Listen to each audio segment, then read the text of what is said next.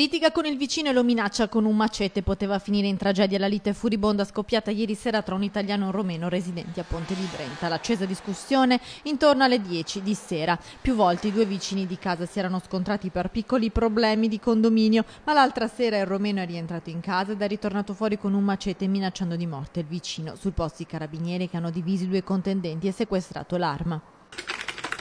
Incendio ieri sera in una villetta a Schiera di Fiumicello di Campodarsego. I vigili del fuoco sono intervenuti intorno alle 22 per domare le fiamme divampate nel soggiorno, probabilmente per cause elettriche, bruciando un divano. Fortunatamente in casa non c'era nessuno. Il piccolo cane dei proprietari è stato salvato dai pompieri di Padova e dai volontari di Santa Giustina in Colle, intervenuti tempestivamente limitando i danni solo al soggiorno per colpa del fumo che ha invaso l'abitazione.